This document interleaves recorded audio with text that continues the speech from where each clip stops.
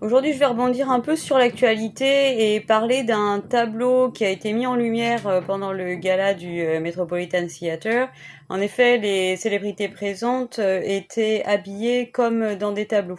Et c'est pour ça qu'aujourd'hui, on va parler de Paul Delaroche. C'est un peintre français né à Paris, dont le père était marchand d'art. Né dans cette famille aisée, il deviendra l'élève de Gros, quand son frère, également peintre, sera l'élève de David. Il est connu pour sa peinture d'histoire et va exposer au Salon dès 1822 où il sera remarqué par Géricault.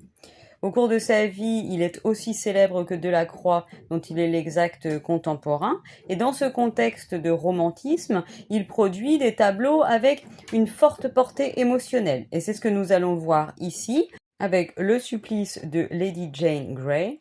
Lady Jane, incarnée par Rachel Zegler au cours du gala, qui a participé à Blanche-Neige et qui a été tenue pour responsable par Disney de l'échec commercial de cette œuvre.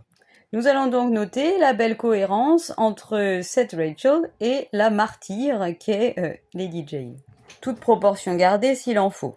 En effet, notre Lady Jane, nous la voyons ici au centre du tableau avec cette robe blanche éclatant, les yeux bandés et qui s'apprête à poser sa tête sur le billot qu'on trouve entouré de paille, cette paille étant vraisemblablement là pour recueillir le sang de sa tête qui va être coupée par le bourreau que nous voyons à droite et qui tient déjà sa hache. Nous remarquons également deux dames de cour à gauche qui sont totalement éplorées, le cercueil qui est déjà prêt à droite sur le tableau, l'estrade couverte de noir et le lieutenant de la prison qui se tient derrière Lady Jane.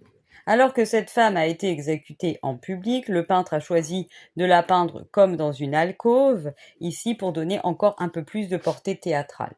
Autant vous dire que ce tableau, sa forte portée émotionnelle, a fait sensation au Salon en 1834, où on s'est demandé pourquoi aller tuer cette femme, symbole de pureté, avec sa robe blanche, et on voit assez facilement le lien avec Marie-Antoinette. Car Lady Jane Grey est aussi reine d'Angleterre. Elle n'a régné que 9 jours, puis a été emprisonnée à la Tour de Londres avant d'être exécutée, le 12 février 1554. J'adore l'histoire des Tudors, mais on n'a pas le temps d'en parler, alors très grossièrement, Henri VIII s'est marié en premières noces avec Catherine d'Aragon, il a eu une première fille, s'appelle Marie, il a voulu divorcer, ça a fait un charivari avec le pape, et alors à la fin des fins, on aboutit à l'église anglicane. Après la mort de son père et ayant encore attendu diverses successions, elle se disait qu'elle allait monter sur le trône, mais elle était catholique, alors on lui a préféré Lady Jane et ça lui a pas plu, alors décapitation. À demain!